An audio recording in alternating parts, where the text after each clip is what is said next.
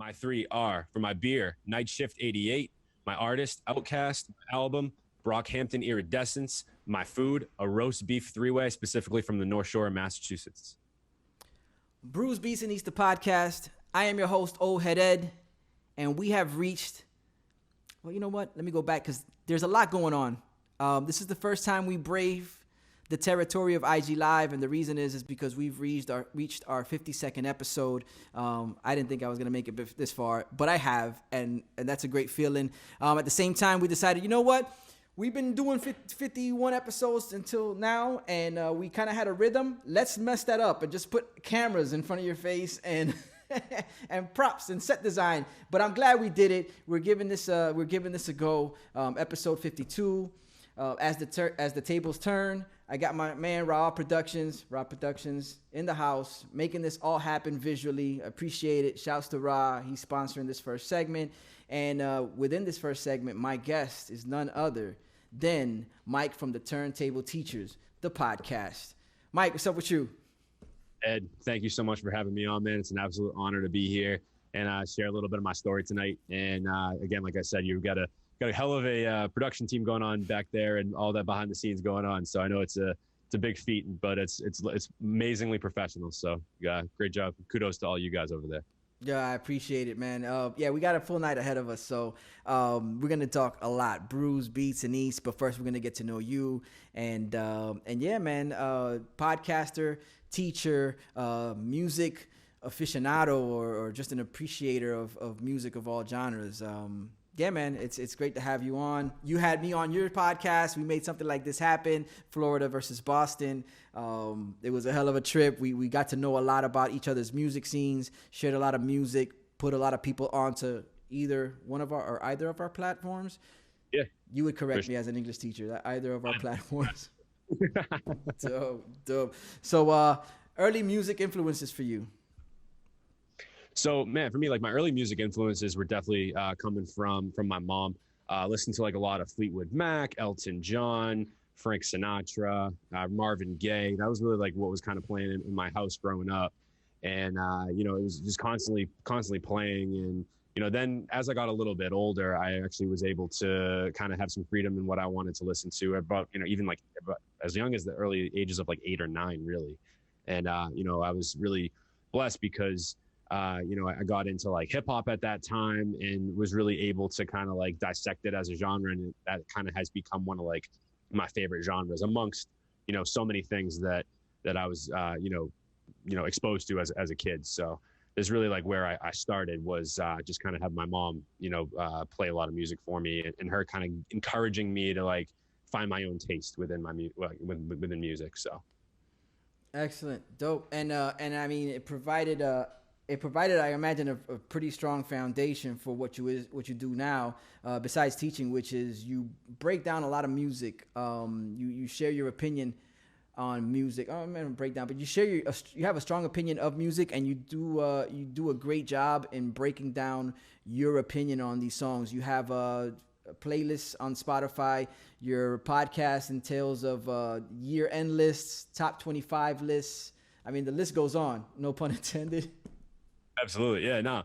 Oh man, for me, like it's these are things that I've been doing like my whole life, like just being like a nerdy dude, like kid, like from being young up until really before we started the show. This is stuff that I was like doing anyway, like making playlists and top 25, of the year and things like that. So that was really like what got me into it. Really was just the the nature of just being somebody that wanted to immerse themselves really into music. And I just kind of got lost in it. And that's really, what kind of eventually got me up to this point. I mean, my man has 50,000 hours of experience. Check the resume, go follow him, RAH Productions. And this is where we're at now. I think I got the official business out the way. So he's working his magic behind the scenes. And at the same time, I got a special guest. This is my man, Mike from Turntable Teachers. Mike, how are you doing? Dude, I'm doing amazing. Thank you so much for having me on. Very huge honor to be here for the first live stream, man. Dope. The episode name is As the Tables Turn. You're part of Turntables Teachers. I think I'm clever at times when it comes to naming these things. Sometimes it works. Hey man, I mean, I'm an English teacher. I love the puns. I'm all for the dad jokes, bro. Like, I'm here for it. I love Oh, that. I just that one. When dope. on my account saw with the tables turn, I'm like, I like that. I like that. Especially Nice. since I had you on our live stream not that long ago. Yes. So No, yeah, exactly. Yeah. So you were gracious enough to have me on yours. We did the Boston versus South Florida beat battle. It was our own version of the versus battle, but without Swizz Beats and Timbaland. And I think we were successful. no, I think so too. It was a lot of fun. I think we got a really good reception that night. A lot of people were like, from our scene, were like, oh, there's some awesome stuff from Florida, and I feel like it was kind of the same way. So I was really just, I think I was glad we were able to do it, especially right before Instagram, did their whole, copyright thing. So which I'm glad we got that in before that whole thing. Dope. We made it. We made it right at the finish line there. Yeah. Mike, podcaster, English teacher, music aficionado. Let's start with how you developed such a passion for music. So for me, like music kind of goes back a long ways because, my mom was somebody that when I was growing up in the household, like music was always being played. We were a lot of, Marvin Gaye, Frank Sinatra, Fleetwood Mac, Elton John. There's a lot of really like big, those types of artists really big in my house. And so kind of just growing up, I always listened to music and really got into hip hop at a pretty early age too. When I was right around about the age of 8 or 9, and I really got into like Outkast and Eminem. And it's kind of funny because especially when I got to high school, I had a good like friend group, I would say, but I wasn't really somebody that was like going out all the time, like especially early on, like in my high school years, like freshman, sophomore year. Like I was more like staying home, honestly, and just like hitting up LimeWire on like my mom's old computer, like just being like, oh no, like this is not giving you a virus, it's all good, and just kind of just being a nerd with music, just looking up a bunch of music all the time, like and then I kind of just became somebody that like over the years that my friends would always come to for like, yo, what are you listening to? Like, what music do you what do you got for recommendations? And that's kind of like where it all started for me, just kind of my love for music. And I've always been, I teach English, so kind of naturally I have a very analytical mind, and I always kind of saw music that way, and I always had a love for literature and poetry and things like that, especially. And I think that's kind of where my love of hip hop kind of came through, especially because there's so many kind of parallels you can kind of have between poetry and hip hop. So, and that's really my background with music. Like I don't play anything. I just am so kind of, like I said, just for lack of a better word, I'm just kind of nerdy when it comes to music. And that's really like, it really just comes from, like I said, early roots with my mom, for sure. Wow, yeah, and it's impressive. You mentioned that era, the download era, where you'd go on different websites and just have your way with downloads. Well, that's kind of strange to have your way with downloads in the most platonic sense that there is. But you got a bucket to choose from. It's like there's no stopping you. If whatever you're interested in, whatever you're intrigued by, you just go at it. And you're bringing. Opening up your musical taste, I imagine, at that point. Yeah, man. It's crazy. Like I obviously, like I said, I was listening to a lot of like, old soft rock, jazz, neo soul, just, the classic stuff kind of growing up that, like I said, Elton John, Fleetwood Mac, Frank, all that good stuff. But yeah, like I think the sort of the Napster, Rhapsody, if you remember those like streaming services, the early ones, and like especially LimeWire, like that's where it kind of opened it up for me, because there were, like you're saying, there was so much else to kind of discover and look for. And I just enjoyed going down those rabbit holes. Like, I'm not kidding. Like, I'd go home on a Friday after school. I was like 13, 14 years old, dude, freshman in high school, really no interest in going out and doing anything, like hanging out with friends. And maybe I would every once in a while, but I was somebody that was going home on a Friday night and like sitting on the computer and just like downloading music, making playlists, making like burning CDs when that was a thing. You know what I mean? So like, I'm so glad I was like of that era where like we were like listening to like putting headphones on like this into like a CD player. You know what I mean? And that's all I do. So it's just kind of cool that it kind of has come to this point where I can actually talk music and really be passionate about what I'm doing through this medium. So it's really like, it's nice to kind of look back and reminisce on those times, because it's really what, made me, like I said, do what I'm doing now. Essentially, I really believe that. Nice. Were you the burnt CD plug? Like, were your friends coming to you going, with your wealth of knowledge when it comes to music, were you like handing out, yo, this is a good mix for you? Were you on that level? Sort of, yeah. I was honestly more like when I got a little bit older, like when I was in college, like it was a big thing. Like, you know, like we're having like a bunch of people over in a dorm. A lot of times it was like, hey, like, well, a lot of my friends call me Scarfo, last name, or just Scarf, because that's just everyone likes the last name. So, Gotcha. hey, Scarf, like, you know, throw on your iPod. Back when we had iPods, right? So I was a part of that era too, where I had like the big, like thick iPod that had like all the song, like you could hold like I don't know how many songs, like 30,000 or something stupid. And even in college, so when we were going, actually so funny, we were actually going down to Florida for spring break. And we drove my junior year. Actually, this is a funny story. And we rented like a Nissan Versa, and we just went all the way down to Florida and for spring break. And I went to Panama City Beach, which was like, you know, it was just a spring break hotspot at the time. And obviously driving down, we had really like, you know, we were like all this time to kill. And I had my iPod that, I don't know, at that time, I probably had like close to 10,000 songs on at least. We just threw that thing on shuffle, and that like got us through like both rides there and back. So that's just like another example. Yeah. That was like, and then like I just had friends that would always hit me up and be like, hey, like, you know, send me like the songs you're listening to right now. And so it was so funny kind of now at this point, it's like, yo, nobody has to really hit me up for music anymore because I run a podcast that runs playlists. So you can just go to these playlists and find what I'm listening to because I update it every week. So it's kind of like, it became one of those things. Instead of like sending music to individual people, I kind of became in a way like just a plug for it.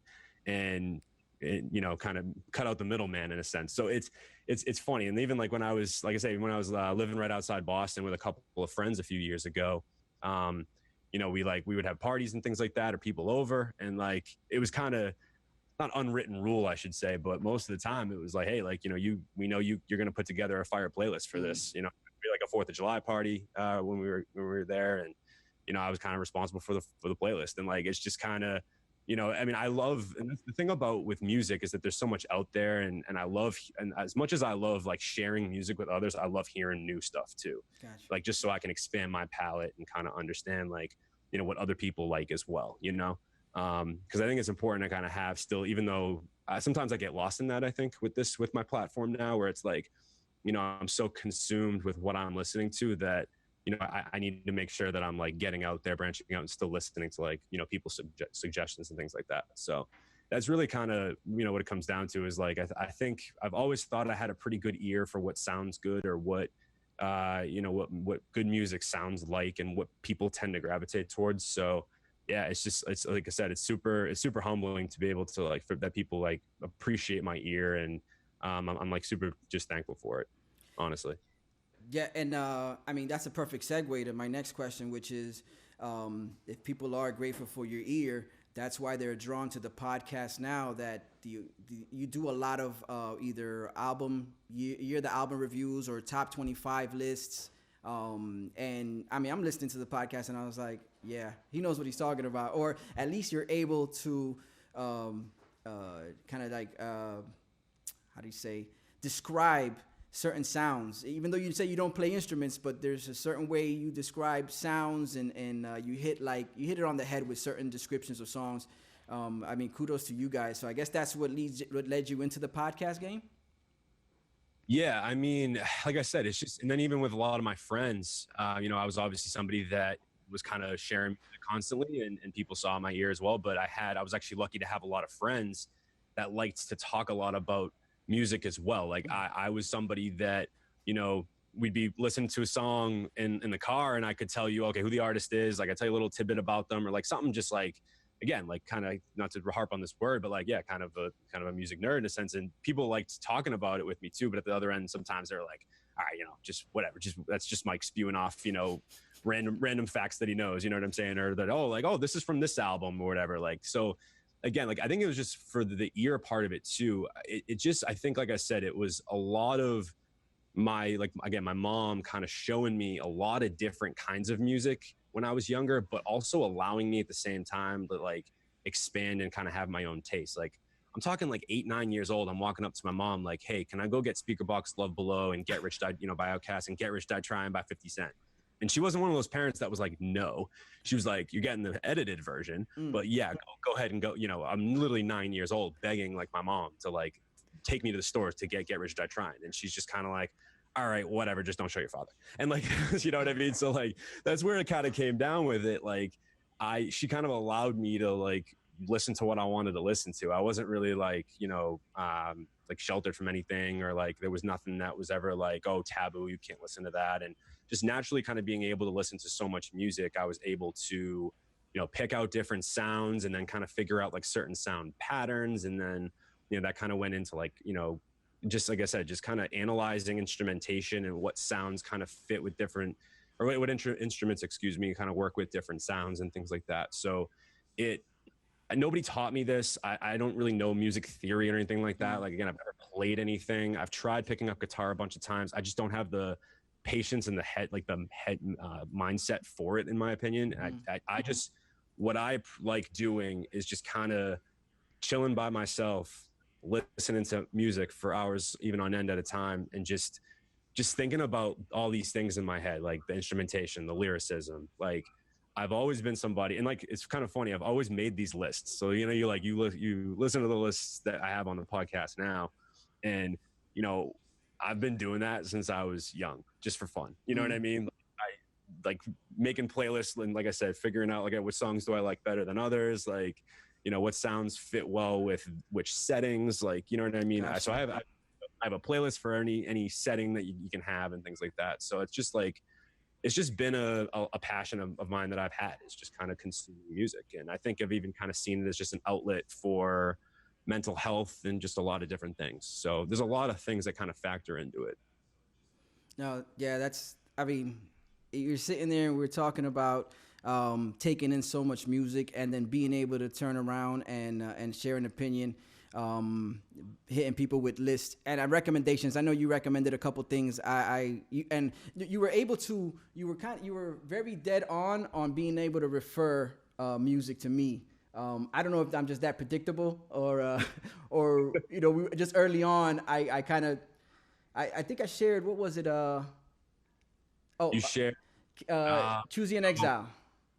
Yes, Choosy in Exile. That's what it was. The Black Beans album, and I shot that your way. And once you said, "Yo, this is dope," and then I tipped I showed my cards at that point. But no, no. Oh yeah, no, yeah. Like I said, all my friends, it's the same way. Like I know what their tastes are. So like with certain songs, like when certain friends would hit me up like early on before I was really doing the podcast, like, what music do you have, like, listen to?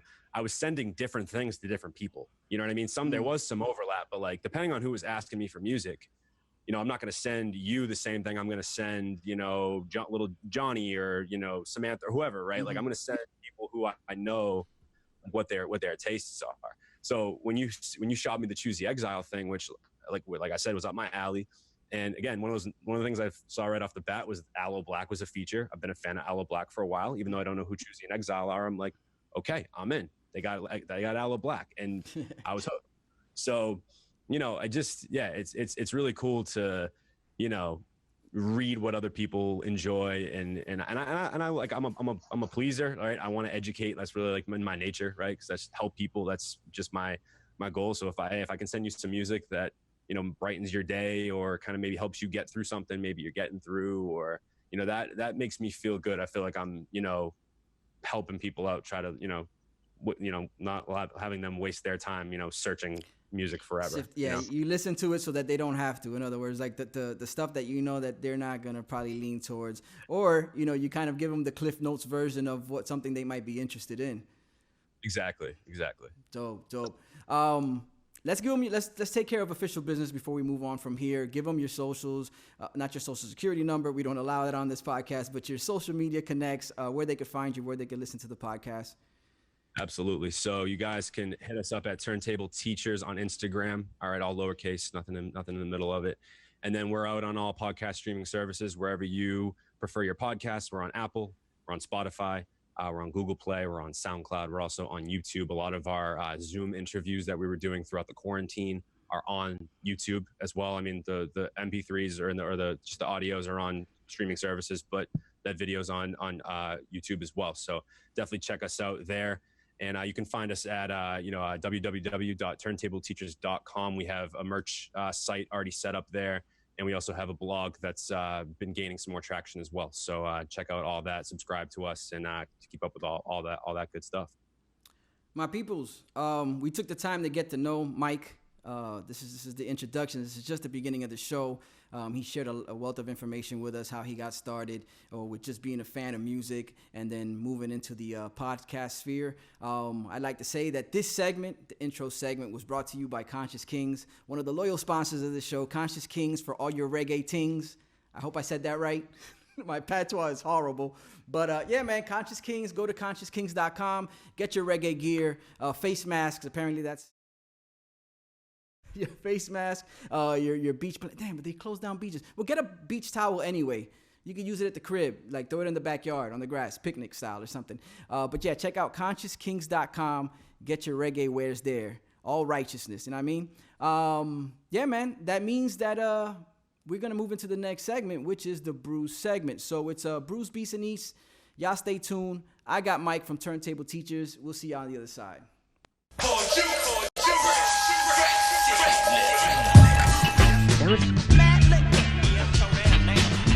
We shine without flossing that bling bling at the pub with the buds. Picture of Yingling.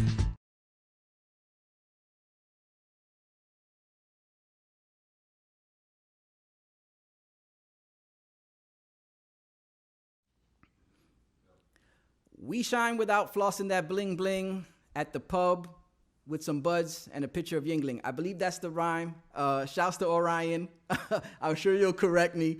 The homie Orion, part of what they do, was so gracious enough to let me use that snippet of the track. It's off their What They Do, Substance Abuse, CD, cassette, stream. Go out there, check it out. Shouts to Spaz, Sweet Jesus, and 1000. Check out Orion, What They Do Hip Hop. If you're on SoundCloud, get on SoundCloud. Look up for What They Do Hip Hop Radio, especially if you're trying to get into the South Florida scene as far as what we're listening to, what we've been listening to. He does a hell of a job covering a range of years when it comes to South Florida hip hop. And you might be surprised, it's not all booty music and trap. Yeah. Shouts to you, Orion. Yo, brew segment. So typically, this is going to switch up a little bit. Typically, this is the part of the podcast where if I'm sitting across my guest, I would supply him with 4 beers to sample. He'd drink one at a time, give me their thoughts on them, then rate them from 1 through 4. Eventually, due to logistic issues, because I'm in Florida and Mike is in Boston, we're going to have to improvise. And that's fine, because we could do this at the show. So the improvised portion is that I'm still going to get to Mike's early beer memories. I'm still going to get to his, like, what's he drinking nowadays. And then I think we're going to try to attempt, this is all like scientific, like a science project. So we're going to try to attempt to, like, flash a couple of Boston-based beers on the screen and then have Mike let us know whether he's had them before, whether he hasn't had them, whether he likes them or doesn't like them. So, Mike, you down? I'm ready to go, bro. Excellent. Round. So first things first, let's talk earliest beer memory. So I honestly wasn't a really big drinker or even, of anything in high school. I really didn't start drinking a ton until I got to college. And my earliest beer memory, I will say, was my senior year of high school. And I was at a New Year's Eve party. And at that party, I wasn't a big drinker, had a little bit too many, woke up, I was drinking Coors Light at the time, and I could never touch another Coors Light again after that. That was definitely, it ruined it for me big time. I'll just say that. So, and then when I got to college, I wasn't a huge beer drinker, honestly. And I historically, there was a couple of years where I liked beer, but a lot of times I've never really been like a huge beer drinker, really, honestly. But for me, most of my beer was like, just crap at first, especially in college, just crappy, like, but like I said, Bud Light, Coors, nothing crazy. Really until I got out of college was when I kind of started getting a little bit into like the craft beers. And getting into like more like IPAs and things like that. So I will drink like an IPA, But for me, it's more. Blue Moon actually was another beer that I liked for a little while, Okay. but yeah, so that's really like my first like earliest kind of like beer memories. I wasn't really a big beer drinker, but Coors Light, I just the smell of Coors Light does not sit with me at all these days. I was gonna say it's if you find yourself in a place where that a beer like that leaves that type of impression where you can't drink it anymore, you had a successful night. You did what you set out to do. You accomplished. You checked that off the list, which was getting hammered drunk. Apparently, you did, because now it's revolting. We used to not necessarily beer, but here in South Florida, I don't know if y'all had it up in Boston, but for a while we had Cisco, which was okay. Y'all had it. So did y'all call it liquid crack as well? I never heard anybody up here call it liquid crack. No. We did. There is a beer garden, and I believe in Seaport, and I want to say like Cisco is like one of the big beers that they said they vend over there. There's hold on. No. Cisco's not a beer. Cisco is like a liqueur. It doesn't cure anything. It's kind of like it's kind of in the same frame as like, let's say, a Mad Dog 2020, Wild Irish Rose. It was that cheap liquor. So it was cheap liquor. It was a little more syrupy from what I could remember, and it came in different flavors. It was gonna get the job done quick. If you didn't have a lot of money, this is the way to go. And it's the type of drink that you would easily build one of those moments in your life where you're like, I can't drink that again. Matter of fact, I don't know if I'm alone on this, but I have a feeling I'm not. That was one of those types of drinks that the next time someone cracked one open near you after having an experience, it would kind of like trigger. You'd have flashbacks. Your stomach would start to turn, like one of those things.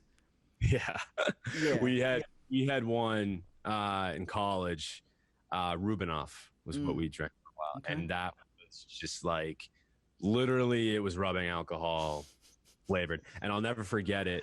It's disgusting, and I'll never forget it. One of our producers, actually, we were going to get it one time and accidentally got like one that was not flavored, and it was just brutal, man. So yeah, it's just like I don't know. I'm not big into the booze, honestly. Right now, like not to jump the gun, but right now I'm much more of a bourbon drinker. The last couple of years, okay, really like more whiskey than anything. Gotcha. But it's really not to get drunk. It's just kind of just if I'm out with well, not anymore really, but not that we're going out that much anymore. But just going out, having a couple of those. That's really about it. And then obviously now like I drink some of like the seltzers and stuff like that. Like I'll drink a couple of White Claws on the beach or something like that. Okay. But yeah, so for me, but like the only beer, as I was said a little earlier, for the big three, the first was Night Shift. So Night Shift's actually a brewing company in Everett, Massachusetts, and that I will say is like the only beer that I can actually still drink, and like it doesn't like mess with like my stomach and like all that stuff. I don't feel like I get a hangover off it or anything like that. Like that's a beer that I can like actually drink if I want like a really good beer. Totally ones that you guys should try out too if you ever get the chance. Like if I don't know if they like deliver up to or down to, I don't know my geography. I don't know if they deliver down to to Florida or not. But I feel like those are beers you want to try because they're if you're ever up this way too. So definitely it's a really good brewery. Got you. Yeah, no, geography I don't think works for most people when it comes to describing or taking a trip somewhere, because no matter where you're going from South Florida, you're gonna go, we're gonna go down there. There's no down from here. Unless you hit Cuba in 90 miles, but there's really no, it's just automatically we go, let's go down there, So your bourbon, kind of like a sipping drink, sets the mood, kind of like the music playlist you put together. So you're sipping a bourbon. Have you tried any of the bourbon barrel ales, bourbon infused beers at all? I have not. No, Okay. I haven't. Okay. I can't say I have. Kentucky Bourbon Barrel, Kentucky Brewing has a series of bourbon barrels ales, from a cream to a coffee, which is a regular one. And it's good. It has a different taste. I typically when people tell me they drink, bourbon or a whiskey, I try to throw that one their way, to see if because that kind of drew me into it. I was whiskey I still drink whiskey, but on the same tip that you're saying or you're mentioning is, every once in a while you just have a drink, something to just like, keep the vibe going. But so it drew me into it when I first tasted the Kentucky Bourbon Barrel Ale, and then later on you find out that there's breweries all over the place that are brewing their beers in either tequila barrels, bourbon barrels, all sorts of barrels. So everybody has something to offer. But yeah, man, I recommend it. Let me know what you think once you hit one of those. Sweet. No, I definitely have to try that out because, like I said, if that seems like it would be up my alley more or less. Okay. So, yeah, definitely will. I definitely, like I said, I'll drink bourbon, I'll drink whiskey. That's definitely like my drink of choice now for sure. No doubt about it. Dope. Let me see. Let me check with my producer now that I can say that. What's that? Yo, we got them slides ready. You got images? Anything? Are we good? What is it you want to show us? Just throw up a couple different beers based out of Boston. You can keep it generic, or you can. I mean, if you find a gem or two, just throw it up on the screen and let's see. Let me know when you're ready to go, and then we'll see if Mike has. I mean, about 60 seconds, sir. 5 minutes Turkish. At that time, so they would combine a mix of roots, herbs, anything you could find. They would put it into a glass, and they would let that cure. And after dumping out some of the fluid, I don't know what fluid they used originally, and I know he's gonna kill me for it because I should have known this. I mean, I'm Dominican, part of the heritage. But what they would do is they would add leftover rum, wine, honey, and build it up again, and then that provided a drink. So definitely Mama Juana King. Shouts to you. Y'all check him out. It's all about the Mama Juana King on IG. Keep up with him there. Get yourself a bottle. Try it out. I think I did that pretty well. Patting myself on the back. I don't know. Whatever. Here, Mike, I think we're ready to go. We're going to go straight Sam Adams, just from left to right. Let me know if you've tried it before. If you haven't tried it before, I think we might have mentioned some of these on there, but we'll let you take a shot at it. So, Rob, whenever you're ready. Yeah, we're showing this one here. Yeah. Can you see it? Yeah. I can see Sam Adams, but. Yeah, I don't know which one that is. It says it's a holiday porter. Holiday porter. So I have not had the porter. I don't like stouts. That's not my type of thing. I actually, believe it or not, this is going to sound kind of crazy, but like the coffee like ones that are like definitely like that. I actually am allergic to caffeine, so I can't actually have. I just don't drink those. So the porters are definitely not one I've ever tried. Okay. For sure. You know what? We're gonna have to cut out the slides because I think people are having a hard time hearing us when you go to the slides. So. Got it. No, I actually fixed it. Okay, now we're good now. Yo, shouts to Brother Gabe. We're good now. He just sent me he gave me the good to go. All right, so let's get into that second one. The second one is the Old Fezziwig. Old Fezziwig. Have not had that one either. Okay. I know, guys. I'm hurting you guys big time on this Nah, the last two I've had. All right, so I can at least comment on the last two. Okay. I see the 76 there is the next one, right? The 76. The 76 lager is better than, in my opinion, the Boston lager. I like the 76 a little better than the Boston lager. Okay. From what I remember, I haven't had a Sam Adams in a couple of years, but that's definitely the one that I always liked the most. And then like I said, the Cold Snap was probably one of my favorite ones. Actually, like the Summer Ale is really good too. That's a really good one. Okay. Yeah, going back, thinking back, sorry to interrupt you. Thinking back, I'm like, man, yeah, I know, propping up a bunch of Boston beers and you guys drinking actually Sam Adams is kind of like people in Mexico actually drinking Corona, or anybody drinking Corona right now. Like, is that like, I don't know. Does that exist? I mean, it's cheap. It's going for cheap. I don't know. Yeah. So, I mean, I don't know. Do they drink? Right, you know if they drink Coronas in Mexico? I don't know. I don't think so. You haven't been? I don't even know if they do Modelo's, man. I mean, I don't know what they drink. I think they drink, beers from out of the country, to be honest with you. Okay. Maybe Tecate's from down there too. Shit, the one thing you don't drink in Mexico, y'all know. La agua. You don't drink the water down there. Yeah. No, for sure. Mike, man, we got to talk beers. You gave us a little insight on what you started drinking, what you won't ever drink again. That was synonymous. That was two in the same. That Coors Light. If people come to Boston, though, I'm telling you, Night Shift's a great spot to get beers. There's a couple of awesome breweries like on the North Shore as well. Like there's a good one in Ipswich. Ipswich Brewing Company. There's one in Gloucester, I want to say as well. Like that's kind of like about 30 minutes north of Boston. And then obviously, I mean, I'm a big Harpoon guy. Okay. I know I know I'm kind of being contradictory by saying, Sam Adams is, nobody really drinks that because it's here. Like Harpoon is one that like I always liked a little bit more because I actually liked like the Wanna Mango series they used to have in the summer. I used to drink those quite a bit.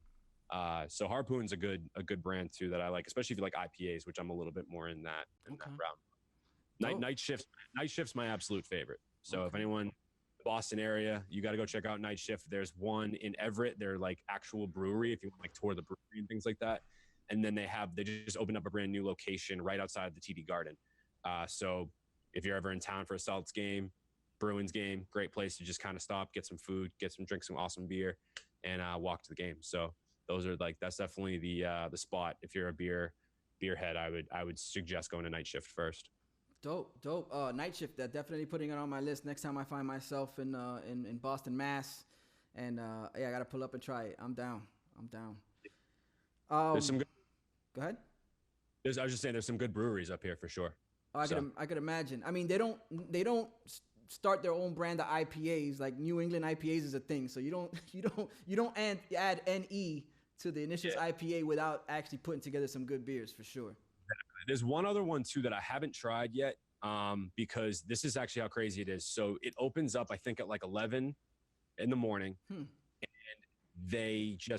but there's lines that literally start like down the street for this place, and it's like I've never been there. It's called Treehouse, and it's like more like out in like Western Mass. So you probably have to go maybe 45 minutes to an hour from Boston to get to it. Okay. But the beer is apparently amazing, and they literally sell out within like 2 hours because like the line is so long. So they just have all this beer, and once they sell it, they don't have any more for the day. And it's like, I remember like people like hauling like over like to make sure to get in line, like went right like because it was such a big like thing when it happened. So when it first came, that's another one to try if you're in the area.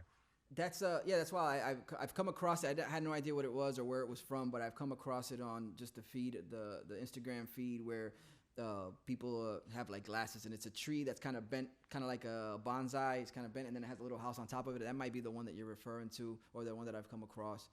I think that might be the one. Okay. It's pretty popular now, like I said, in Boston. Okay. I see some Conscious Kings just watched The Town. I don't know how much more of a Boston movie you can get than that. Probably the Departed. The Departed is probably the only Boston movie that's more Boston than The Town. There's definitely others too, but like Goodfellas and all that. But yeah, so The Town is pretty classic, I would say. All right. Well, with that, let's before we close up the segment, then are you a Departed guy or a Town? Because I like The Town better, even though it probably wasn't as Boston-y as it should be. But what did you think? I love The Town. I have it on DVD somewhere over here. Actually, I'm actually looking at it right now. It's right on my stack over here. Nice. I love The Town. It's great. More of a Departed guy though. Okay. For sure. Okay. The movie's like amazing. Yeah. So. Scorsese.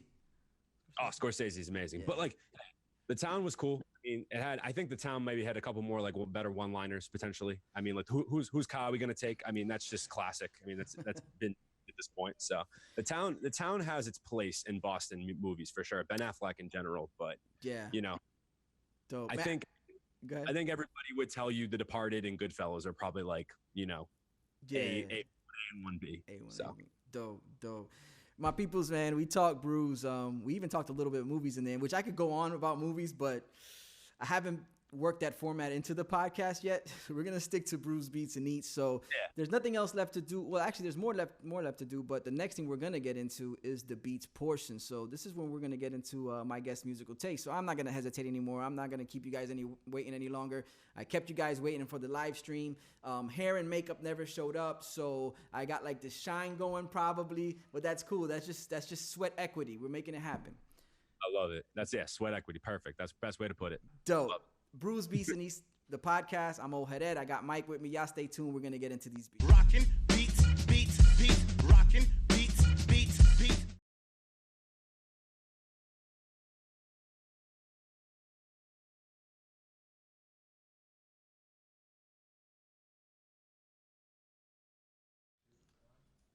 Brews, Beats, and Eats. We've arrived at the beats.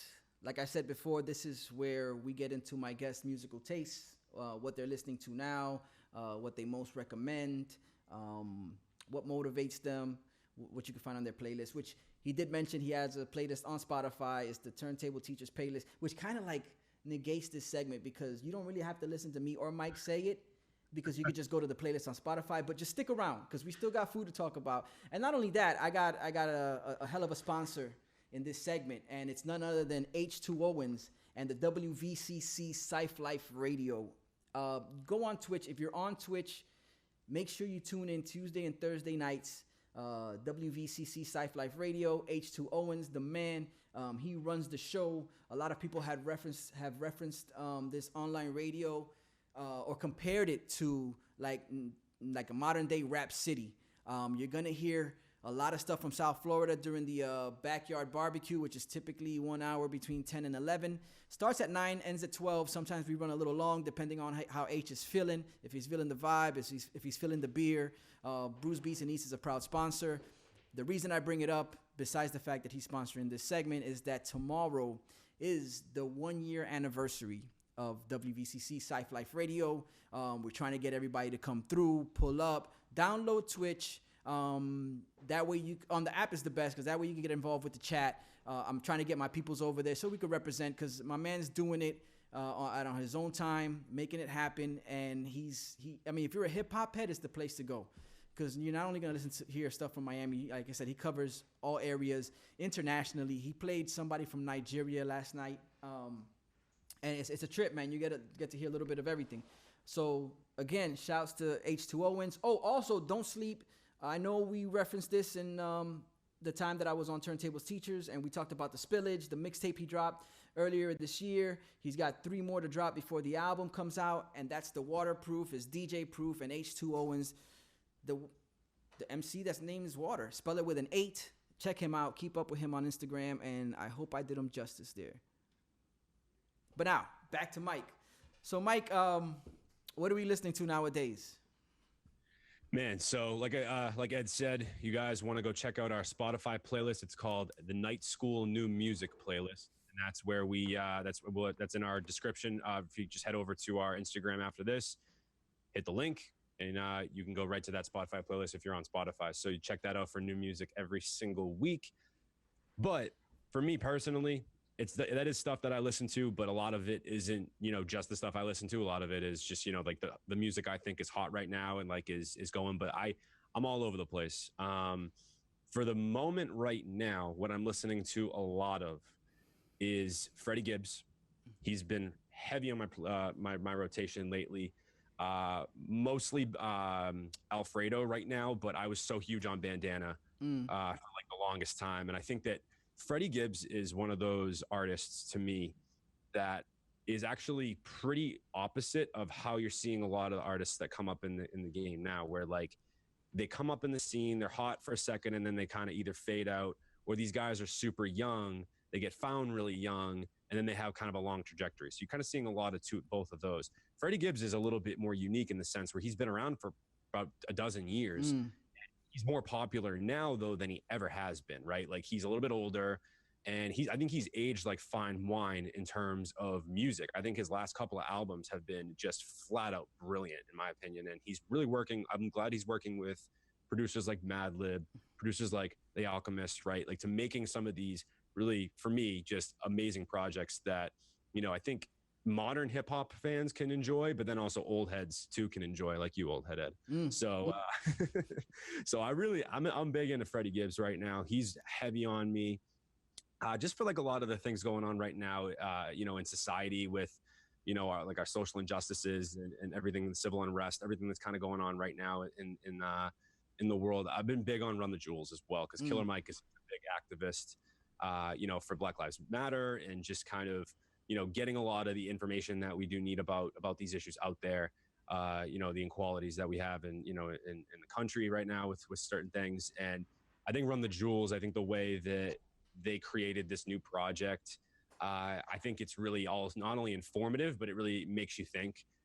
There's songs there that are just kind of super conscious and kind of have put it in perspectives that you might not see otherwise, or that are a little bit more easy to digest. So that's an album I really like too, for, if you're kind of, want to, if you're really right now somebody that's involved or feels strongly about what's going on in the country, I think that's an album you definitely don't want to let slip by you.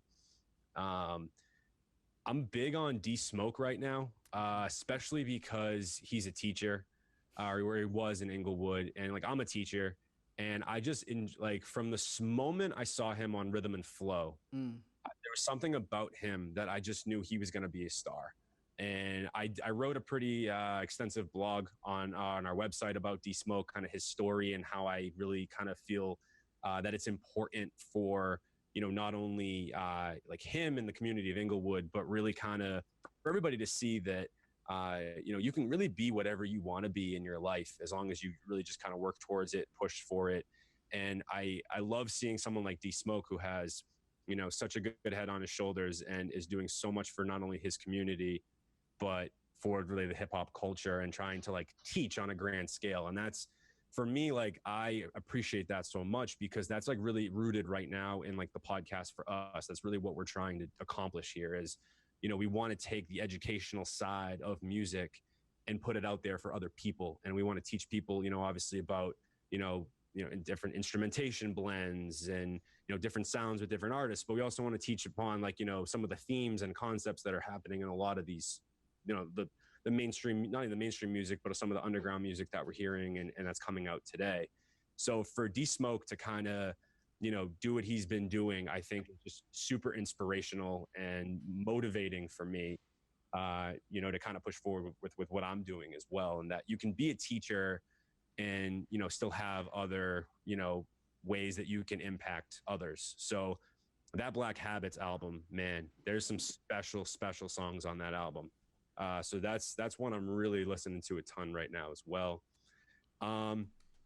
And honestly, man, like I'm actually getting into a lot of like, I'm on a weird like 70s neo soul funk kick right now, like as we speak right now. Like I watched Black Klansman not long ago, like a couple the second time. Gotcha. And there's a song when he's like the first time he's undercover, he's with he meets the girl for the first time and they're in the club and that song by the Cornelius Brothers, Too Late to Turn Back Now, that shit like just like I'd heard it a long time ago and then I reheard it in the movie and I was like, oh shit, I didn't know this song was in the movie. So like I've been listening to that a lot, like going back listening to like the Gap Band and like Shy Shy, just like old school like 70s stuff that I hadn't really listened to in like a really long time. So I'm on that like weird kick right now too. And I really like as well a lot of like lo-fi indie right now. There's a couple of guys coming out of Boston that are really doing it well. Ripe is a band. They're like I said, an indie funk band. I've seen live. They're incredible. There's another Boston artist, Mako, who I actually just interviewed last night. That episode's coming out next weekend. Shameless plug. Talk that talk, Mike. Talk that talk. Yeah, he's making some really cool like indie hip hop right now. And then I'm big as well on like Tosh Sultana and Still Woozy and Mountain Joy, which is a great album that our producer Sam really got me big into. And he's seen live a bunch of times. So if you're into like indie alternative or like indie rock, like Mountain Joy is certainly a band that I would listen to and recommend. So yeah, man, I'm listening to a lot of stuff right now. I usually always am. I try to keep my variety, like my palette, like, as versatile as possible. If I'm listening to one thing a little bit too long, I kind of get bored of that, but I tend to be one of those people where like it's weird. Like I'm going to be on the 70s kick for like another week. And then I guarantee like for a month, I won't come back to it. Like, that's just kind of how I am. I cycle through shit like all the time. So, but that's what I'm listening to right now, specifically, like a lot of that. Oh, dope, man. I mean, that's a lot. Yeah, it's a lot of genres, a lot of music to cover. You hit a lot of solid points. D Smoke, rapping teacher. If you go back and you listen to, have you ever heard of J Live? J Live? No, I have not. All right, J Live, another teacher that raps.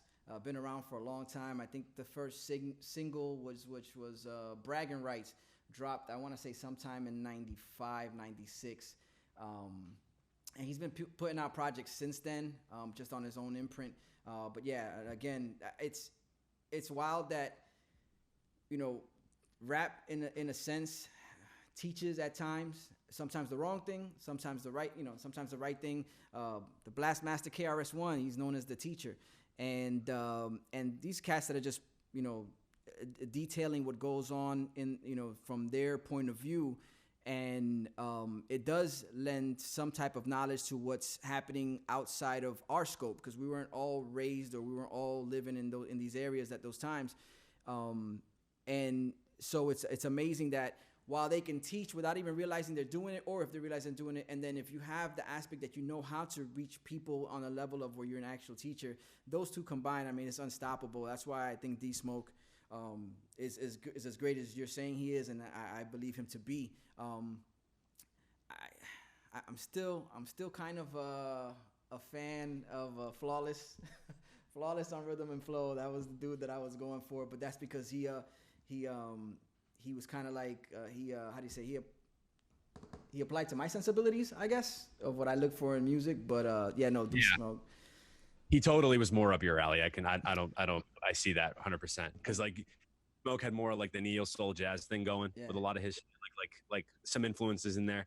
So, and he's much more like poetic, and that's really kind of, I mean, I love Flawless, don't get me wrong, and he's from Rhode Island. He's England guy. Like I was pulling for him 100,000%. Like I wanted to see Flawless win. I thought honestly their top four they got right. I thought London B and Troy Man also, for what they brought to the table as well, they deserved to be in that space too. The only guy I was like a little bit upset that left was Old Man Saxon. Or Saxon, excuse me. He was the dude that I liked a lot, but he obviously had to, like, when he went head to head against D Smoke, I was like, damn. I was like, I don't want one of these guys to go home this early. But it's like, it's in my heart though. Like I was all D Smoke the whole time. When he performed that track, When the Kids Pull Up, even though he fucked up the entire last verse, that performance to me, man, like it solidified me to the point where I was just like, yo, I can't wait for this man to come out with some kind of like legitimate music, because like I think he's just a special storyteller and writer. Like he's in the conversation with some of these guys that can really paint like solidified pictures in your head. I'm talking like up there with the Coles and the Kendricks, where I don't think he doesn't have the discography right now at all, or the publicity or even anything like that. But I think just on a level of, talent, he has it. It's just a matter of now kind of, I think, honing in and fleshing it out. But that, like I said, that Black Habits album is just on another level to me. It's super, super good. But yeah, so that's really, like I said, what I'm listening to now. But like as far as like traditionally what I like, I mean, obviously The Wall kind of gives it away. Tribe, Amy Winehouse, Freddie Gibbs, Kendrick, Cole. Outkast, I would say, is like the obviously I said that was my big three. Outkast was really like the entity that got me into hip hop. So I hold Outkast very near and dear to me. I still come back to them all the time. And but Brockhampton, that's the group I want to leave it off with. Okay. Is Brockhampton, man. All right, they're a collective of like a bunch of rappers, producers, singers. They have like a manager, they have a hype man, they got a DJ. There's like about 11 of them if you're unfamiliar, and they're just like a melting pot of different people. Some of them are black, some of them are white, some of them are Hispanic. One of the dudes is Middle Eastern.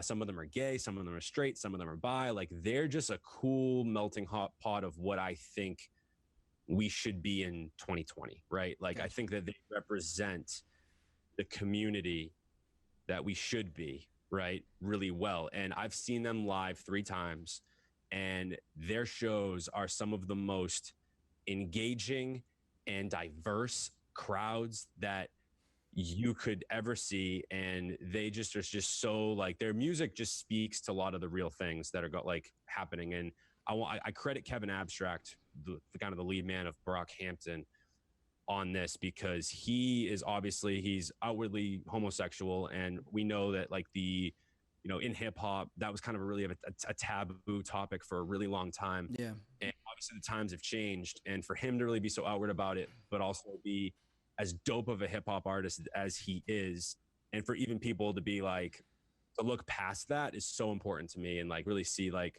what their music represents and what they really are. So they're a group for me, man, that like they're easily my favorite right now. They have been since they came on the scene in 2017. So I would just go check out all their discography. It's crazy. Like they have certain songs on their albums where like you would listen to one and you listen to the other like blind if you didn't know who sang it or whatever, and you'd be like, holy crap, the same group made these same two songs. Like they literally have something for everybody, no matter what you're into. So I'm huge on Brockhampton, have been for the longest time. They're my group for sure. And I've seen the name and I've heard some of the lore, and I've probably heard a song or two. I just wouldn't be able to tell you, that's a Brockhampton song. It'll work the other way around. It's like I would listen to something and then you go, yeah, that's Brockhampton. And then I'd be like, oh shit, yeah, I have heard this before. But I definitely, I mean, with your gleaming approval of it, I got to get into it. That's probably something that I like to do with my guests, is they'll throw something my way. Again, like we've been doing for about a year now, and I'm going to get into Brockhampton, see what's up. Give it a shot, man. So for you, like, I don't know, I would actually be interested to see how you receive them, because their style is very unique. But again, it'd be someone like that, knowing your taste. There's somebody I'd be interested to see how you liked them. And lastly, for this section, I'll just leave it at this. There's some Boston artists I definitely want to tell some people to check out, because we have a budding music scene here that is fantastic, that people should give a listen. I hope, like, that's kind of our goal right now, is to kind of not only, educate really the nation. That's really our goal, is educate the nation that Boston is here, Massachusetts really in general is here. We have some amazing talent here in music. We just got to get it out there on a bigger scale. And also at the same time too, man, there's a lot of people in Massachusetts that don't even understand what we have in our own backyard. So wherever you're listening from right now, there's some people here that I want to shout out. My boys Zafir, my boys Washi, Cameron Iandolo. Check out all those guys. Hex, Heath 240, Aristotle Jones, and Vintage Lee. Those are like the guys and gals I'm really listening to a lot right now, specifically. But we have another playlist as well on Spotify called The Best of Boston, that's updated every time we do a new Boston artists review, which is about every other week or so at this point, every 3 weeks. So give that playlist a follow as well, to kind of hear all this different sounds and artists that we have coming out of the Massachusetts scene now. Mike, you did what you were supposed to do. I mean, you put us onto new music. You gave me homework. You gave the podcast people homework, the people watching on IG Live. I appreciate everybody tuning in.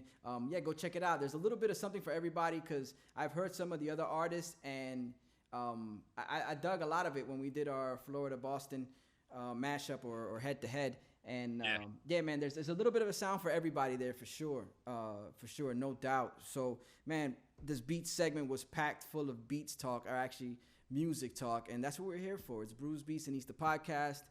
Stay tuned. We're gonna get into the Eats segment. I got Mike from Turntable Teachers with me, and this doesn't stop just yet. So, hey, so check it out before we go on to the next segment. How we doing on time? I've been laughing over here because my man Sacred Glimpse says that you got those head turns like Larry King when we go from camera to camera. So bro, let's give it to him right now. You're on camera 1. Let's go to 2. Okay, let's go to 3. Ooh, let's do camera 1 again. Camera 2. Yo, salutes to brother Mike, Sacred Glimpse. We're on IG Live, so we play by IG's rules. After an hour, they're like, you ain't got to go home, but you got to get the fuck up out of here. But we found a way around it. We just restart the damn podcast on another IG live stream. So thank you for coming back. Everybody's coming back into the room now. I'll give it a couple seconds. At the same time, man, turntable teachers. Mike has been doing a hell of a job here, writing this out with me, making my job easier, because he's just very well spoken. And I guess you have to be when you're a teacher, an English teacher at that. Definitely. It comes with the territory for sure. Okay. Let's get into it, man. This is the Eats portion. Brews, Beats, and Eats, the podcast, and we have arrived at the Eats portion. Raul, am I still looking at the right camera? Yeah, you're at 1, sir. Okay, thank you, sir. This is dope, man. I always wanted a research and development team, and I actually kind of got one at the same time. Switch to 2, sir. Okay, so like I was saying, Brews, Beats, and Eats, the podcast. I am Oldhead Ed, still here with you. Mike is still riding it out with us, and we have reached the Eats portion. This portion is brought to you by none other than Westwood French. Yeah. good food. So what you eating on? Catfish, I had that. Brisket, love that. Pizza, love that. You know we eating good food. Do the whole, dogs, dogs and kids and ice cream always get hits on IG. Yeah, eating good food. So what you eating on? Catfish, I had that. Food taste. We did music taste. We did beer taste. Now we get into the food options, the food decisions. What's something that they can't live without? What's something that they won't be mad if they never see again?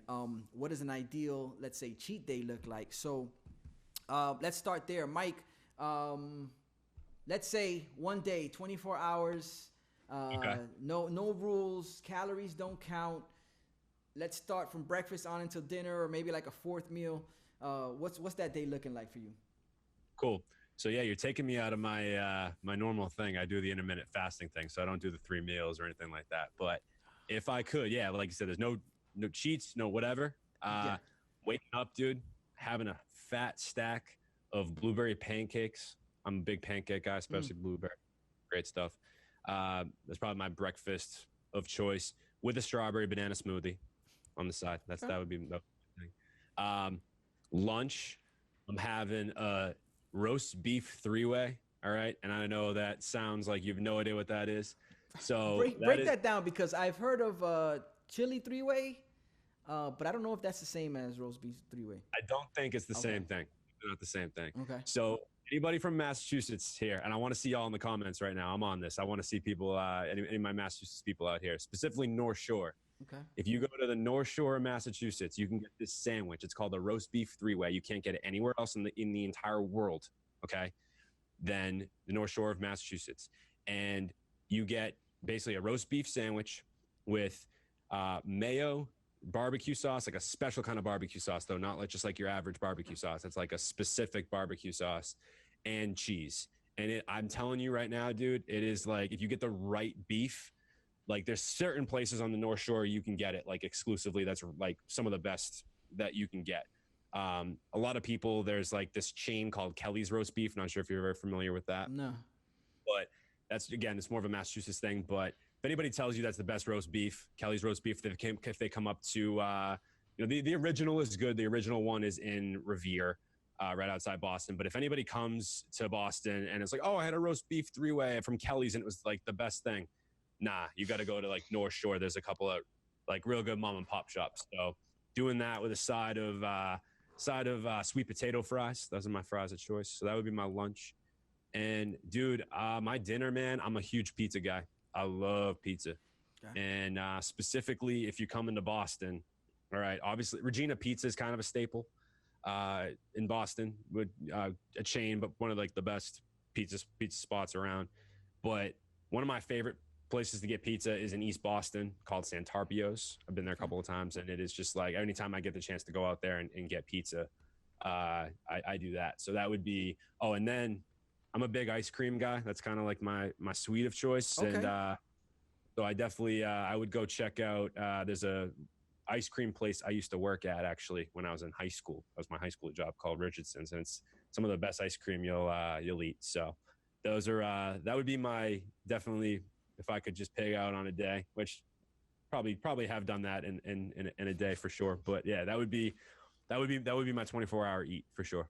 Dope. So you're doing the intermittent fasting.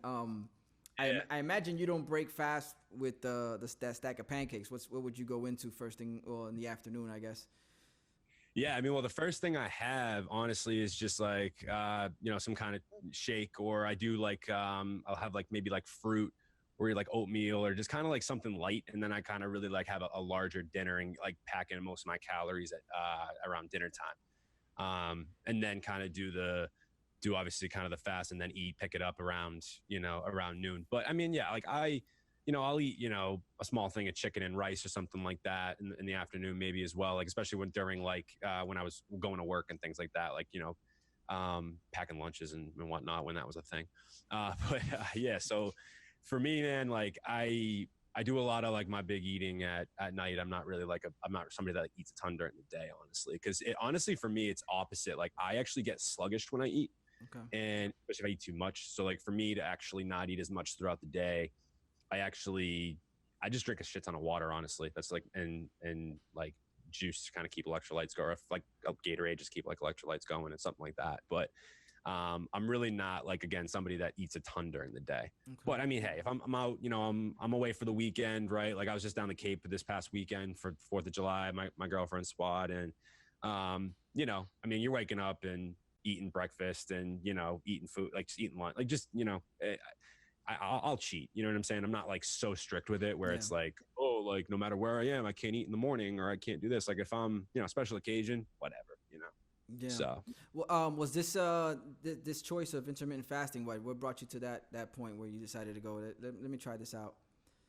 So for me, you know, when I was in college, I was an athlete like my whole life, and I actually coach basketball as well. So that's like I'm big into like health and fitness and things like that. That's something that, you know, I think is super important. That, you know, it's good to have the mental health piece, of course, but the physical thing obviously ties into mental health as well. So.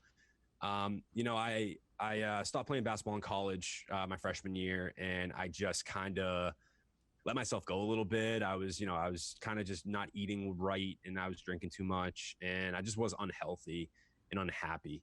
And it really was like getting back into the swing of things of, you know, doing like, you know, workouts and doing athletics and things like that, trying to like get my body back. But one of the things I had heard worked for some other friends of mine was intermittent fasting. So I decided to give it a try. And dude, when I tell you that I, coupled with like working out and stuff like that, I dropped weight like that. Like I dropped like, you know, 40 pounds or something like that in like a couple of months. And ever since, like, it's just been something that I've kind of really believed in and has really like helped me kind of stay healthy and stay feeling good. Cause like I said, I mean, like eating during the day doesn't do a ton for me. It actually, like I said, it makes me sluggish and really unproductive, to be honest. Got you. Yeah, and it's I hear often about intermittent fasting. I think Ra's been busy sometimes with the intermittent fasting as well as the water fasting as well. I mean, kudos to him because I wouldn't be able to do that. Just go off of water. I don't think I have that mental capacity to do that. But the key is that. I think a lot of people get into things like this or diets of certain fashions, and it sounds great at the beginning, but they never take into consideration whether it's something that they could continuously do.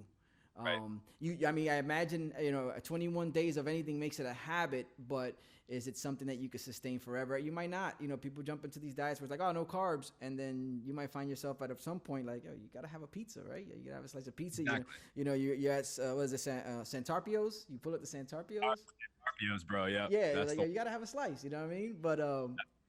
But if it does work, man, I mean, that's great. It's always good to hear stories where people they found kind of their groove when it comes to diet, and they stick with it, and it's you know, it's not an issue for them. You know, they moved right through it, and it's something that they could adapt, and that's cool.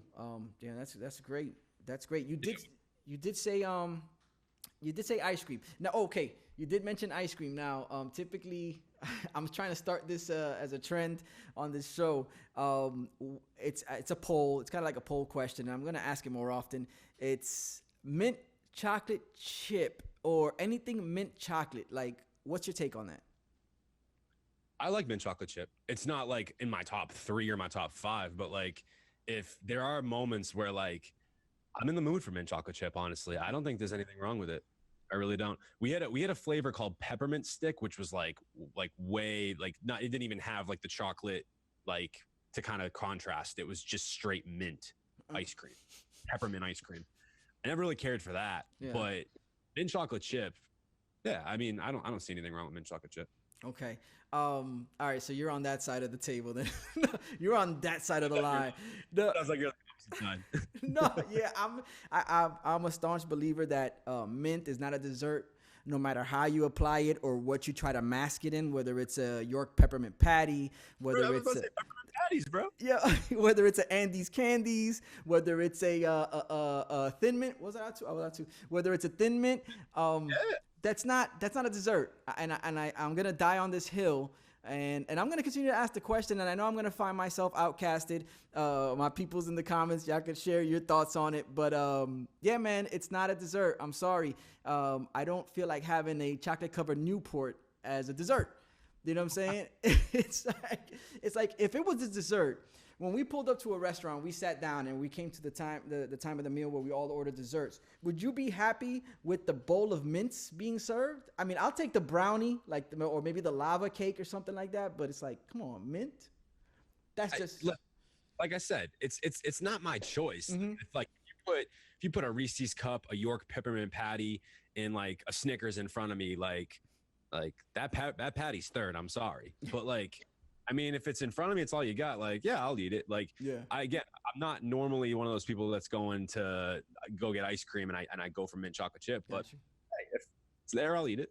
No, I'm fine with it. Mike, I think you kind of unfairly received my wrath of mint and chocolate.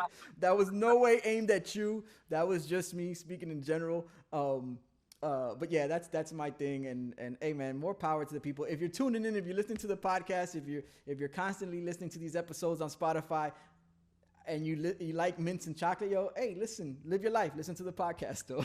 I appreciate y'all tuning in. Don't leave just because this man's bashing the. Yeah. Bashing the... Yes, there's a place for all of us here. I realize that there's a place for. Exactly, man. Come on, you know. Yeah. Your mom, shouts to your mom. I know she was watching, and she might still be in here. I know she tuned in to the time when I was on Turntable Teachers. Mom's cooking. Like, what was the one dish that you would look forward to that mom would whip up? Bro, my mom. All right, she's here. If you're here, Ma, like, comment or something. Just give us a fire emoji or something. Let us know you're here. Oh, heart. My mom's cooking is like to die for, man. Like she's an amazing cook. As far as I'll start with the baking first, because I will say that she's not the greatest baker in the world, but there's two things in particular she makes that are just unbelievable. One, actually, that like I keep telling her, or we've told her for years, like, you should sell this. It's amazing. But she makes an unbelievable cheesecake. And then she makes this is gonna sound crazy, sour cream coffee cake. That is just, it sounds weird. It is so goddamn good, bro. Like, I had buddies of mine in high school that would literally, like, they would be asking, like, around their birthday time, like, yo, can your mom, like, make me like that sour cream coffee cake that she makes? And I'm like, yeah, sure, whatever. Like, so she would make it. I had a buddy that it was his birthday. My mom made it. I bring it into school, like a whole cake. Like, I'm talking like a whole thing. By lunchtime, this dude's eating half of the whole talking, this thing is massive, and like he's eaten half of it already. And he's like, dude, I'm not hungry for lunch. I ate half your mom's cake. I'm like, yeah. So it's easy to say that cake probably didn't make it home. I would be shocked if it did. I really would. So that is kind of her staple in the baking scene. But with cooking, she makes so many good dishes. She makes chicken ziti broccoli, which was always like big in my household, that we ate that all the time. That's like a big dish. And then she has this baked haddock dish that she'll make with like mashed potatoes and stuffing and things like that. And it's just so good. And she makes as well this chicken dish with like cheese on top of it and like an oil sauce that's really, really good.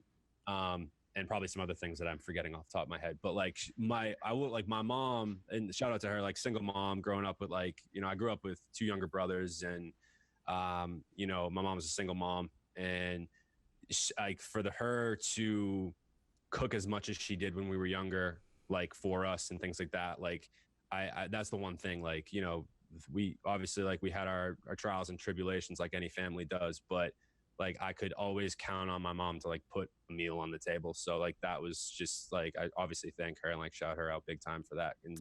And the food was, like I said, really good. So like she always, and she taught me some things along the way. Like when I moved out of my house, Mike, listen, yeah.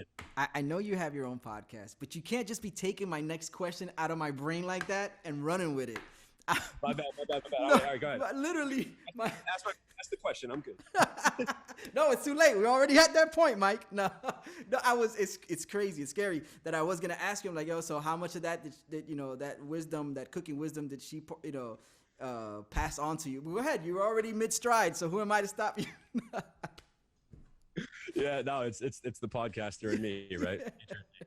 So, yeah. So I mean, I'm nowhere near her. Like, we'll put it that way. Even like my younger brother, he's a really good cook as well. So like, I can get by. I'm not a great cook, but I did, do a lot more cooking like when I was living on my own, more in my earlier 20s. Really kind of by force, because it was either, okay, like I'm gonna just like stick to frozen pizzas and chicken and just start cooking. So like it was one of those things where it was like I picked up a couple of things like from my mom like before I left, and then kind of just like trial and error, honestly.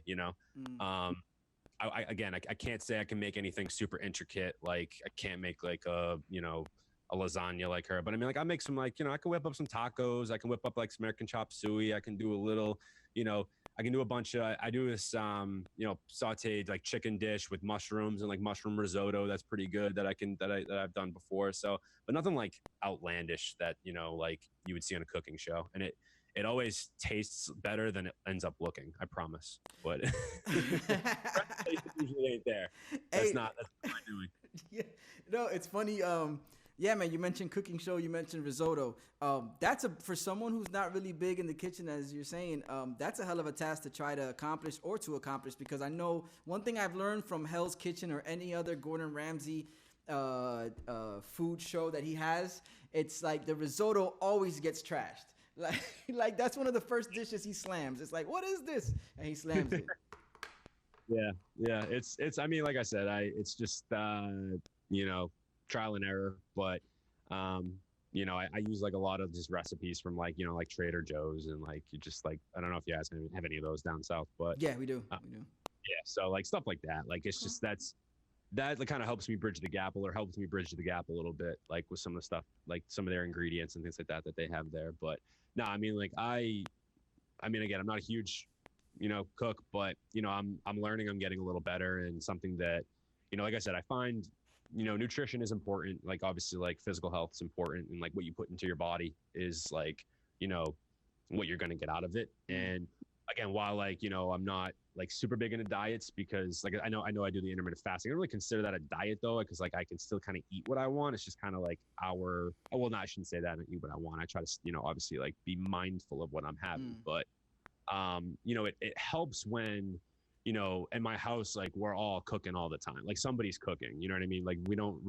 do take out every once in a while, but like I would say 5 out of 7 nights or 6 out of 7 nights where somebody's in the kitchen cooking something, mostly like my mom and my brother, but I kind of hop in there every once in a while too. So but.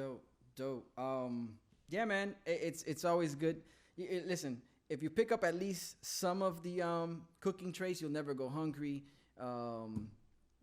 It's like it's a good thing to know how to cook, and then you could impress the girlfriend. Maybe one night be like, "Yo, chill, I'm gonna take care of this." That works. That works too.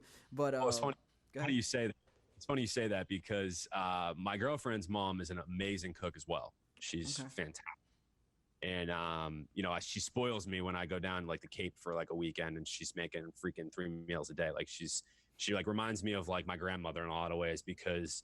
So my grandmother is like off the boat, like Italian, was like going, like you'd go to her house and, she's like, "Oh, DeSoto, like, what do you want to eat?" Blah, blah, blah. And I'm like, and she'd feed us. And then like an hour later, she's like, "All right, you want more food?" And we're like, "No, like I'm full." Like it would be like for a 2-hour visit, we're getting like a 5-course meal. It's just like how she was. She was always in the kitchen. So it's funny, like my girlfriend's mom is like super like good cook. But like my girlfriend doesn't really cook that much, and so when we first started dating, though, like she'd come over to my house and I'd cook for her, because like I was the only one, like out of the two of us, that was cooking for it. You were fluent in the kitchen. You know what I'm saying? Yeah, she like that partly helped me. You know what I mean? Like I mean, I like to think I'm a pretty nice guy too, but that definitely was like, it was good to to be able to do that for her, and like you said, yeah, get a couple of brownie points. So dope. Mike, man, yeah, this was a hell of an experience. You came on, we talked about brews. We got to know you initially. We got to know you. The people's listening, tuned in, watching. They got to know Mike from the Turntable Teachers, the podcast. Then we went into the brews. We talked brews. We talked about your your distaste for Coors Light and your appreciation for night shift. You got it. Yes. You got it. And then we got into the beat segment. This is just like the recap. We talked a lot of music. You talk music very well. We went into a broad spectrum of things you're listening to and recommendations. My people's got to hear several of these recommendations. Like I said, go over to Spotify, follow Turntable Teachers, and check out their playlist. And I got homework because I got to get into Brockhampton and then get back to you on my opinion on it. So I'll be curious. I'll be anxiously awaiting. there you go. There you go. Your Yeah, it'll be good to break up from like I'm typically listening to podcasts, and so like listening to new music is kind of like a break from that. And then we discussed eats, man. We talked a good amount of eats. Your places to go, what places not to go to find that roast beef 3-way. Sorry, Kelly's. It's a delicacy up here, man. That and the lobster roll. Okay. We got good seafood up here too. So those are the two things. When you come to Boston, you got to get a roast beef 3-way. You got to get a lobster roll. Those are the two things. Lobster roll with the mayo or the oil, the Connecticut style or the regular style. What do you prefer? I traditionally like the mayo. Okay. You can get oil. I mean, I think they're both good. I just personally like the mayo a little better. But yeah, they're both good. Lobster rolls are definitely a must up here. Really, any seafood, honestly. Seafood's good in these parts. No so. doubt. Yeah. Cool. My peoples, this was the IG Live experiment. And I'm surprised I made it this far. And I'm not no joke. The only reason I made it this far is because of RAH Productions putting this thing together. And shouts to you, RAH, and Mike, man. Mike being such a like an informative guest. And see, that's the thing about my podcast. It's, if you read it in the tagline, it's a podcast with a not so interesting host, but with a bunch of interesting guests. The people are here for them, and you know what I mean. You went to bat and you provided us with the home run, the grand slam, if you will. I thought I was looking at two. RAH, yeah. I'm switching. Hey, you switching, yo. Yo, but yeah, so this is the podcast for that, and I appreciate it. Everybody on IG Live tuned in. Thank you so much, man, for bearing with me, following along, coming back in, waiting outside the club till this thing actually opened up. I mean, I appreciate it. It's a great feeling. I want to shout out to those people who always put me on or mention me, and it's most of the cast down here, whether you're making music, whether you're doing podcasting. Shouts to the yet created but soon to come the South Florida Podcast Collective. Shouts to Human Sushi. Shouts to, I guess, like I said, Orion, what they do, hip hop. Art Morera, 12 a.m. When he gets into that. Anybody doing podcasts in South Florida, the Coach and Lais, dope show. I mean, everybody that's involved. I want to grow this, and I appreciate everybody tuning in. And yeah, man. Overall, thank everybody. Well, one last time, Mike, where can they find you? Where can they go to witness what it is that Mike and the Turntable Teachers do? You guys can find us at Turntable Teachers on Instagram, and also on our website, www.turntableteachers.com, for all the latest blogs, episodes are all posted there. We also are on all podcast streaming services. We're on YouTube as well. Some of our Zoom interviews are on there as well.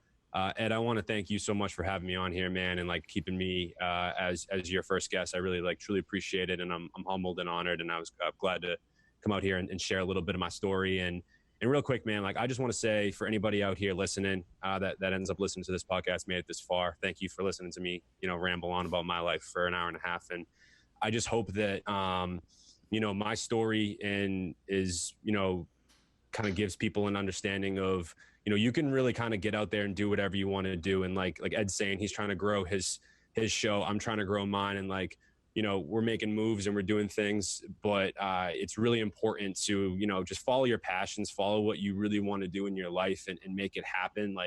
That's really my one piece of advice to anybody.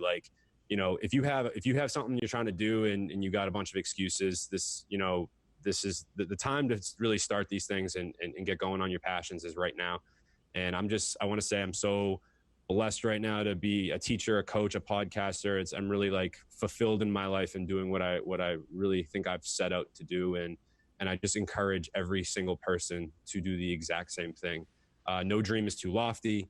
No feat is too big to get to. And, you know, even though if you're making small little, you know, steps towards those goals every day, that's really the most important thing. And I feel like that's what you're doing, Ed. And that's, you know, what I'm doing over here and preaching. And, really that's it, man. Like, just, you know, whatever you're passionate about, whatever you're interested in, whatever you're talented in, pursue it and just keep moving forward. And I just want to thank all my fans that have been riding with us for the last about year and a half or so. And, you know, anybody that is a fan of yours, Ed, and comes on to our, you know, our show as well. I appreciate you all. And really, like I said, thank you so much. There it is. Brews, Beats, and Eats, the podcast. And as always, I'd like to thank my guest, Mike from Turntable Teachers, for taking the time, sitting down and talking it up with me. I'd like to thank you, the viewer, this time around. I usually say the listener, but the listeners get love too. This will be posted up as an audio file, but the viewers, thank you so much for tuning in and being part of this this momentous experimental occasion that we've put together here. I appreciate you writing it out, no doubt. If you enjoyed what you saw, if you enjoyed what you're hearing, you know, tell a friend. If you didn't enjoy it, tell an enemy, tell somebody. Let them know that they could find this podcast, Spotify, Apple Podcasts, Google Podcasts. Most streaming sites have it, at least the ones that matter, because I said so. You're going to see this on YouTube. This is going to be the first YouTube video I post to the site. I appreciate Mike doing this with me. It's a trip, man. I mean, at this point, I don't even know what to say, and I'm pretty good at the outro. But nonetheless, thank you again for tuning in. RAH Productions, all the sponsors, Mama Juana King, Conscious Kings, WVCC, Syfe Life Radio, Westwood Frenchies. Who am I missing? Am I missing anybody? Nah, I think that's it. Yo, but shouts to everybody else who tuned in. Flat Rate Frenchies, Mirror Melt, for making my life an adventure with your comments. Yes. Shouts to What They Do. Go check it out. Substance Abuse. The tape is out, streaming. Go get out there. If you're not going to get a tape, but at least stream it. Check it out. Dope shit. Anybody, support South Florida hip-hop. Support Boston hip-hop. Support music wherever you're at. It's what gets us through the days, and it's what allows us to do what we do. That's pretty much it. It's a wrap. Yo, Rob. Yo. What happened to peace? Yo, yo.